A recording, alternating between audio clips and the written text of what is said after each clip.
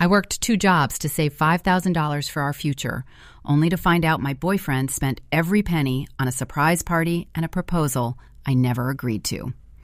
Now, as the bank repossesses our apartment, I'm finally deciding how to spend my last bit of leverage.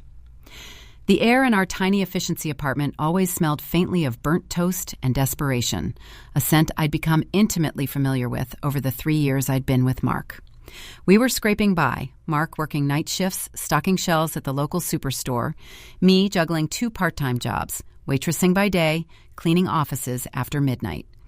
Every single dollar was accounted for, budgeted down to the last penny for rent, utilities, and the ever-present nightmare that was my student loan debt. I worked until my feet throbbed and my eyes blurred, all for a shared future I was desperately trying to build, brick by agonizing brick, with him. This month, I'd pulled off a miracle. I'd picked up extra shifts during the local town fair, working 18-hour days fueled by lukewarm coffee and sheer willpower. When the direct deposit finally hit my account on Thursday morning, I stared at the number on my phone screen until the zeros swam before my eyes. It was glorious. It was nearly $5,000, my entire paycheck for the last grueling 6 weeks. This wasn't just rent money. This was the down payment on that used Honda Civic we needed so badly, the one that wouldn't break down every other Tuesday. This was breathing room. I remember the feeling of pure, unadulterated relief washing over me. I was going to surprise Mark. He'd been particularly stressed lately, worried about the landlord threatening another late fee. I decided I'd wait until he got home from his shift, pull out that crisp paper bank statement I'd printed off, and watch his face light up when I told him we were finally ahead of the game. I tidied the apartment, a futile effort, as dust always seemed to materialize instantly, and started cooking his favorite meal, lasagna, layering the cheap ricotta and ground beef with extra love. Mark finally stumbled through the door around 11 a.m., looking pale and exhausted, his uniform smelling faintly of industrial cleaner and stale fluorescent lights. "Hey," he mumbled, dropping his keys onto the chipped entryway table with a clatter that made me jump. "Morning, sleepyhead. I made lasagna," I beamed, trying to keep the excitement out of my voice, wanting the reveal to be perfect. He managed a weak smile. "Smells incredible, Jess. I'm beat." He shuffled towards the bedroom, peeling off his uniform shirt. "I'm going to crash for a few hours. Big day tomorrow." My heart thumped a little faster. "Oh? What's happening tomorrow?" I asked casually, stirring the sauce on the stove. He stopped mid-stride, 1 foot halfway into the room, and turned back. The exhaustion seemed to drain away, replaced by a strange, almost manic energy. "You know, Mom's birthday is next week, right? It's a big one this year. She's hitting 60. I nodded slowly. "Yeah, I remember. We were thinking maybe a nice dinner out, like we planned?" We'd agreed on a nice, affordable steakhouse, nothing extravagant, keeping within the remaining $300 buffer we had left. Mark laughed, a brittle, high-pitched sound that didn't reach his eyes. "Dinner? Jess, this is Eleanor Vance we're talking about. My mother doesn't do nice dinners. She does events." He walked over to me, placing a hand on my shoulder, his grip surprisingly tight. "I took care of everything today. I called the catering hall downtown, the one with the crystal chandeliers. I booked the string quartet, and I ordered the custom 5-tier cake." A cold wave washed over me, chilling me despite the hot stove. "Wait, what are you talking about, Mark? What did you take care of?" He beamed, completely missing the sudden rigidity in my posture. "The party! It's going to be legendary. Mom deserves it. And don't worry about the cost. I handled the deposit this morning. It was expensive, but I used the money." My hand slipped on the wooden spoon. "Used the money? What money, Mark?" I asked, my voice barely a whisper. I needed him to say something else. Anything else. He leaned in conspiratorially, his breath smelling faintly of old coffee breath. "Your paycheck, honey. The big one. I knew you wouldn't let me spend it otherwise. It's all booked. We are going to throw the most incredible 60th birthday bash this town has ever seen." The silence that descended on the kitchen was heavier than any silence I'd ever experienced. It wasn't just a lack of sound. It felt like the air itself had solidified, trapping the scent of simmering tomato sauce and the sharp metallic tang of fear rising in my throat. My smile, which had been so vibrant just moments ago, felt like it had cracked and fallen away, leaving my face numb and hollow. You what?" I managed, the words tasting like ash. I set the wooden spoon down on the counter so deliberately, praying the small clatter wouldn't shatter the delicate illusion I needed to maintain. I couldn't afford to scream yet. Screaming meant confronting the full, crushing reality too fast. Mark, oblivious to the internal detonation happening 6 inches from his face, looked genuinely proud. The deposit alone was $3,000, Jess, but it's done. I put down the full amount on the venue and the main catering package. We are throwing the party of the year for Eleanor. She's going to cry happy tears, I guarantee it. My mind raced, desperately trying to reconcile the math. $5,000, a $3,000 deposit. That left $2,000. $2,000 for rent, utilities, and the dwindling grocery fund. It didn't leave breathing room. It left a chasm. "Mark," I said, forcing my voice to remain level, though it vibrated strangely in my chest. "That money, that was supposed to be for the rent and the car deposit. We agreed. We shook hands on that." He waved a dismissive hand, already moving toward the bedroom again, clearly ready to sleep off his morning's decisive action. "Don't worry about the small stuff, Jess. The rent is always manageable, and we can put off the car for another month. This is about Mom. She deserves luxury after everything she's done for us." "Everything she's done for us?" I echoed incredulously. Eleanor Vance had done nothing for us. Eleanor Vance barely tolerated my existence, viewing me as a temporary placeholder until Mark found someone with a better resume and a trust fund. "Mark, that money was mine. I worked 60 hours a week for that. We budgeted every cent of that $5,000. He stopped again, turning slowly. The pride was hardening into something defensive. "And I'm your partner. We share finances, Jess. It's our money. I made a decision that benefits our family. When Mom sees the look on her face, you'll understand. You always overthink things financially. You get so stressed over bills, it's not healthy." It was the classic deflection, the way he always managed to pivot my legitimate concerns into character flaws. I felt the anger surge, hot and furious, finally eclipsing the shock. "Healthy?" I laughed, a harsh, barking sound. "It's not healthy to spend nearly our entire savings on a party for a woman who called me the help at Christmas dinner. You didn't just spend some of the money, Mark. You spent the entirety of the down payment." He bristled, his exhaustion forgotten. "Don't talk about my mother like that. And it wasn't our savings, Jess. It was your paycheck. And yes, it cost a lot, but I handled it. I put the remainder on my credit card, so don't panic about the final balance." The mention of his credit card sent a fresh wave of nausea through me. His credit card was already maxed out on what he affectionately called his investments, a series of failed online cryptocurrency schemes he'd promised would double our money by last quarter. "Which credit card, Mark?" I asked, stepping closer, my hands clenched into fists at my sides. "The one with the $15,000 limit you swore you'd never touch unless it was an actual emergency?" He swallowed hard, his eyes darting away from mine, landing somewhere near the baseboards. The color had completely drained from his face, leaving his skin looking gray under the kitchen light. "Mark, tell me, which card did you use for the rest?" I demanded, closing the distance between us until we were standing toe to toe. The lasagna on the stove was now actively burning, forgotten. He finally met my gaze, and in his eyes was not remorse, but a terrifying kind of desperate resignation. "The Visa, the one Mom co-signed on for me 3 years ago, the one with the revolving high limit." He took a shaky breath, bracing himself. "Jess, I didn't just pay the deposit. I booked the premium package. Open bar, top shelf liquor, valet parking for 200 guests. I told her she deserved the best, and I wasn't going to back down."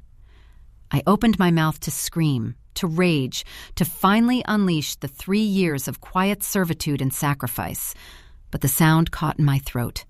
I stared at him, not seeing the man I loved, but a stranger who had just gambled my entire financial stability on a moment of ill-conceived grandeur.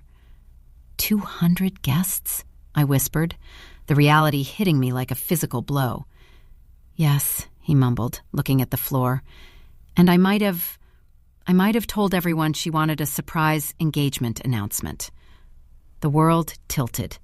"An engagement announcement? Mark, what are you talking about? We're not engaged." He looked up, his eyes wide with panic, and reached into his pocket, pulling out a small velvet box. It was cheap, I knew the weight of it instantly, the kind of placeholder box sold at mall kiosks. I know, but I told her I was doing it. I had to follow through. I can't have Mom thinking I'm losing control. I just need you to say yes when the moment comes, Jess. Just smile and say yes. He fumbled with the latch, and the cheap box sprang open, revealing a tiny pale stone that looked less like a diamond and more like polished glass. He held it out to me, his hand trembling violently, the smell of burning sauce finally starting to permeate the air. I've already told everyone, he pleaded, his voice cracking. So please, just say yes. I need you to say yes, or this whole thing, the party, the card debt, everything, it's going to explode in my face tomorrow when she asks about the ring. The smoke detector, finally giving up the ghost of silence, chose that precise moment to let out a piercing, insistent shriek, mirroring the alarm bells deafeningly loud inside my own skull. Black, acrid tendrils were now curling aggressively from the oven door, a physical manifestation of the catastrophe Mark had engineered. I didn't move. I couldn't. My gaze was locked on the pathetic, glittering speck in the cheap velvet box he held out to me, a paltry substitute for $5,000 and 3 years of honest labor. He needed a yes to paper over a lie built on my depleted bank account and his mother's vanity. You told 200 people, I stated flatly, ignoring the ring, ignoring the screeching alarm, trying to process the sheer, breathtaking audacity of the betrayal. You invited our entire social circle, the people from your mother's bridge club, your coworkers, and you announced an engagement that hasn't happened using money you didn't have the right to touch to celebrate an occasion that wasn't even our own. Mark's face was slick with sweat now, the exhaustion replaced by raw, frantic fear. He dropped his hand slightly, the ring catching the dim light. Jess, please, just say yes. We can figure out the money later. We can get married. It will look better, and then maybe Mom won't press me so hard about the balance. Say yes, and we'll fix it. The word fix hung in the air, ludicrous and insulting. How did he think he could fix this? By binding me legally to his irresponsibility? By marrying me under duress just to appease his manipulative mother and cover his reckless spending? I took a slow, deliberate step back, putting physical distance between us and the offered symbol of his deceit. The smoke detector kept screaming, a frantic, high-pitched soundtrack to my unraveling future. No, I said, the word coming out sharp and clear despite the chaos. Mark flinched as if struck. What? Jess, you can't say no. We're already halfway through the RSVP list. I already told people you were ecstatic. Eleanor is expecting us to host the engagement toasts right after her birthday speech. I am not saying yes to a proposal that is contingent on me covering your debts, Mark, I managed, my voice gaining strength, fueled by a sudden terrifying clarity. The years of walking on eggshells shattered. This isn't a partnership. This is a hostage situation where you set the ransom with my savings and demand I become your lifelong jailer. I walked over to the stove, pulling the oven mitts from the drawer with mechanical precision.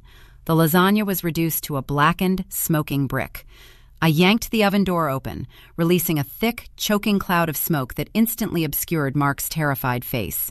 "Get that thing off the wall!" I yelled over the alarm, gesturing wildly at the sensor. He finally snapped into frantic motion, scrambling onto a kitchen chair, swatting uselessly at the detector with a dish towel. The chair wobbled precariously. "Jess, stop panicking. We can handle this. I'll get a loan. I'll get a second job." "You don't get it, do you?" I interrupted, peeling the smoking tray out of the oven and setting it heavily on the counter, the metal searing the laminate surface. "I am the second job, Mark. I was working 2 jobs to pay for your bills and your mother's fantasies. And now you've spent the escape fund on the ticket to the ball." Mark finally managed to hit the smoke detector just right, and blessed silence returned, leaving only the smell of ruin and the frantic pounding of my own heart. He jumped down from the chair, breathing heavily, looking utterly defeated, but still clinging to a sliver of hope. "Look," he pleaded, stepping toward me, the cheap ring box still clutched in his hand. "I messed up the communication, badly, but I love you, and the party is Saturday. It's 3 days away. If you just go along with it, act surprised, we can save face. I swear, after Saturday, I will pay you back every penny. I'll sell my gaming console, I cut him off by lifting my free hand. In it, I held the heavy, blackened lasagna tray. It was still searing hot, threatening to burn my palm through the thin cotton of the oven mitts. "No," I said one last time, my voice dangerously low. "We're not going to save face, Mark. We are going to face the consequences." I lifted the tray, still steaming, still smelling like burnt dreams, and hurled it, not at him, but with pinpoint accuracy, straight toward the wall behind him, where the framed photo of him and Eleanor, resplendent in her 50th birthday gown, hung above the cheap particle board entertainment center. The impact was sickeningly loud. The heavy aluminum tray struck the glass frame dead center. The photo shattered instantly, shards spraying across the carpet like diamond dust, followed by the sickening thud of the heavy tray hitting the drywall. Mark didn't even look at the destruction. He looked past me, toward the apartment door, his eyes wide with a sudden, paralyzing terror that wasn't about the party or the money anymore. "What is it?" I demanded, turning to see what had captured his attention. A series of heavy, authoritative knocks hammered against our flimsy front door, loud enough to shake the hinges. The sound was not friendly. It was the sound of consequence arriving in person. "Who is that?" Mark whispered, stepping backward until he bumped into the counter. From outside, a deep, impersonal voice boomed through the thin wood. "Property management. We received an emergency call regarding a significant smoke alarm activation. We need immediate access. Open the door or we initiate forced entry." The booming voice from the hallway felt like a final gavel strike on a case already decided. Mark froze, his face the color of spoiled milk, his breath catching in short, desperate gasps. He looked like a cornered animal, trapped between the screaming debt, the ruined photo, and the very real threat of official eviction proceedings. "Forced entry?" Mark stammered, his voice a pathetic squeak. "They can't force entry. We haven't even been late on rent this month." "They don't care about the rent right now, Mark," I snapped, the adrenaline wiping away the last vestiges of my shock and replacing it with cold, clear survival instinct. "They care about the fire hazard. We left the oven on. They think the apartment is actively burning."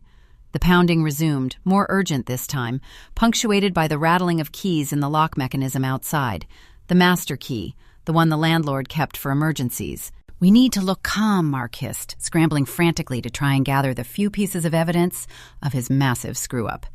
He snatched the crumpled velvet ring box off the counter, shoving it deep into his jeans pocket, as if concealing a tiny piece of evidence could erase the $15,000 on his visa statement. "Calm?" I echoed incredulously, gesturing around the kitchen, the scorched laminate, the blackened tray sitting on the floor next to the broken picture frame, the lingering, acrid stench of smoke. "Mark, we look like we just wrestled a kitchen fire to the death with nothing but oven mitts and wishful thinking." "Just open the door," he hissed, grabbing my arm. "If we're polite, they'll just issue a warning. They don't know about the party. They don't know about the card debt." The doorknob began to turn, slow and inexorable, right as a shadow fell across the peephole. The property management team, two hulking figures in reflective vests, accompanied by a very small, very official-looking woman holding a clipboard, were forcing their way in. The door swung inward with a heavy thud, revealing the three figures silhouetted against the brightly lit hallway. The small woman, clearly the lead, stepped in first, her eyes immediately scanning the smoky room, her expression one of severe disapproval. "Sir, ma'am," she began, her voice sharp and professional. "We received multiple calls regarding heavy smoke emanating from this unit. Is the situation under control?" Mark, adopting the persona he usually reserved for difficult customers at the superstore, forced a weak, apologetic smile. "Oh, yes, ma'am. Thank you so much for checking in. Just a little culinary mishap. Burnt the lasagna trying to make a surprise anniversary dinner." He tried to look romantic, gesturing vaguely toward the ruined food, praying they wouldn't notice the severity of the charring. The manager's eyes moved past Mark's forced smile, landing instantly on the splintered frame and the grease-stained aluminum tray on the floor. Her gaze sharpened, moving from the destruction to Mark's flushed, sweating face, then lingering on me. "Anniversary dinner?" she repeated flatly. "I see. And what exactly is the nature of this surprise anniversary?" Mark chuckled nervously, reaching for my hand, the hand that had just wielded a scorching hot lasagna tray like a weapon. I kept my hand firmly planted at my side. We're celebrating our commitment to each other, Mark tried to pivot smoothly. In fact, I was just about to propose properly. He winked at the manager, a terrible, desperate gesture. The manager looked at me, waiting for confirmation, her clipboard held ready to document anything, everything. I opened my mouth, knowing that a lie here would bind me instantly to his financial black hole. But before I could utter a word, yes or no, the smallest of the maintenance men, who had been slowly sweeping the perimeter with a flashlight, stopped dead in his tracks near the entryway. He wasn't looking at the smoke damage or the broken picture. He was staring down at the floor, right where Mark had been standing just moments before. "Excuse me, ma'am," the technician said, his voice low and hesitant, breaking the tense standoff. "I think you need to see this. I found this by the door jamb." He bent down and gingerly picked up a small, flat, white object that had been kicked slightly under the rug during Mark's hasty scramble away from the door. It was a neatly folded piece of paper, slightly crumpled but still legible. The manager strode over, taking the item from the technician. She unfolded it under the bright hallway light. Her expression, which had been severe, instantly transformed into one of utter, stunned disbelief. She didn't even glance at Mark or me. She just stared at the document in her hand. "What is that?" Mark demanded, lunging forward, but I put my arm out, blocking him. The manager slowly raised her eyes, fixing them on Mark with an expression of cold, professional assessment. "This," she said, her voice suddenly grave, "is a notice of default and intent to seize collateral, issued 3 weeks ago. It was addressed to you, Mr. Vance, and it's not for a car loan." She held up the paper so both Mark and I could see the letterhead. In bold, unforgiving font, the document listed a substantial outstanding debt and named the collateral being immediately repossessed. Not the Civic he never bought, but the down payment for our tiny apartment. "This apartment," the manager stated, her voice dangerously calm, "is not owned by your landlord. It's owned by the bank, and they've decided to foreclose. Effective immediately. You have 10 minutes to vacate the premises." The world didn't explode this time. It simply deflated. The foreclosure notice, stark and damning under the harsh hallway light, sucked all the remaining oxygen out of the room. Mark didn't lunge for the paper anymore. He stared at it as if it were a snake that had materialized from the floorboards, his jaw slack. He knew this document.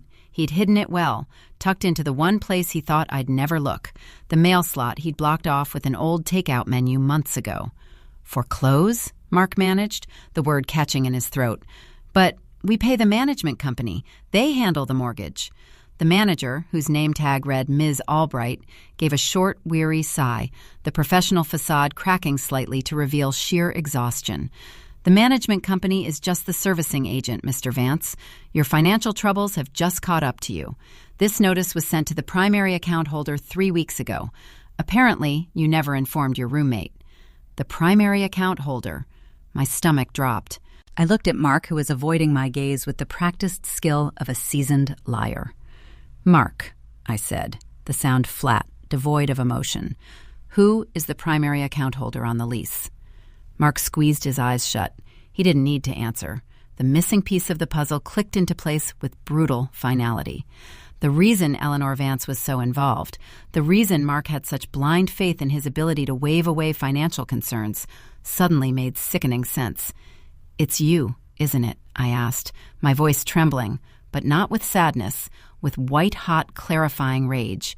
"You told me the landlord was a private individual who preferred cash payments. You kept the actual lease agreement hidden. The primary account holder is Eleanor Vance, isn't it? She bought this apartment building years ago, and you've been living here under a secret arrangement, using her name as collateral for your own reckless behavior, hoping I'd never find out you were essentially squatting in your mother's investment property." Mark flinched, confirming everything with his silence.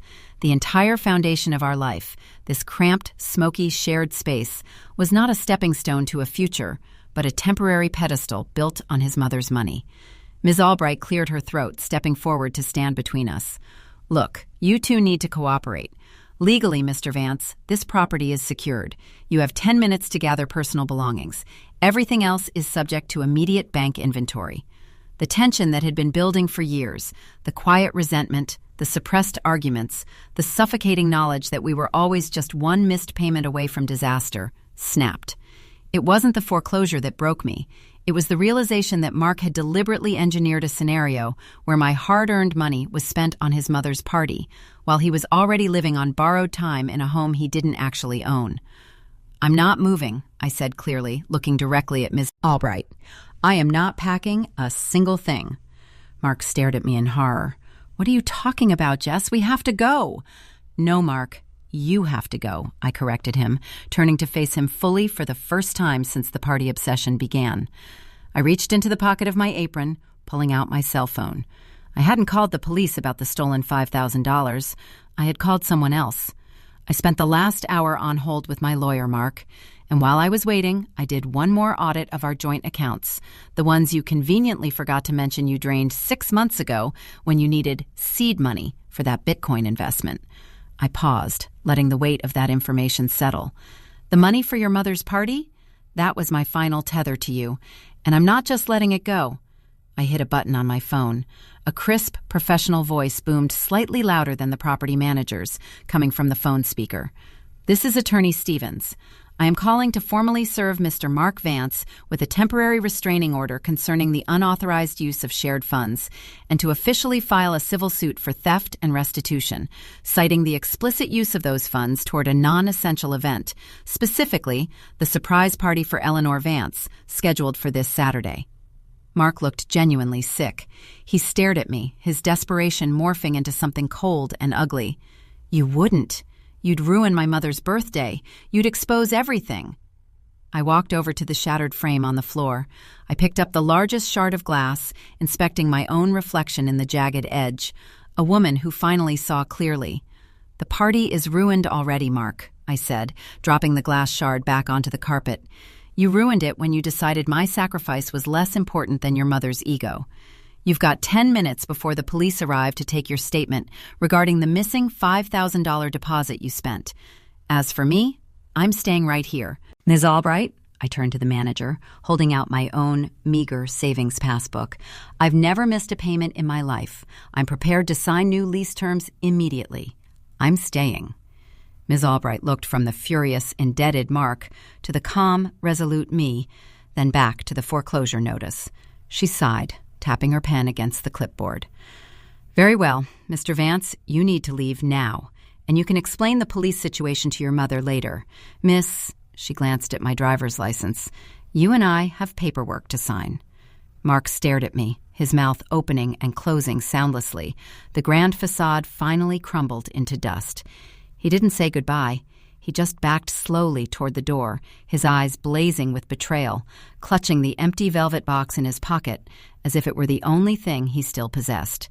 As he stumbled out into the hallway to face the police and the wrath of his mother, I stood in the smoke-tinged apartment, the silence finally my own, and began to sweep up the broken glass.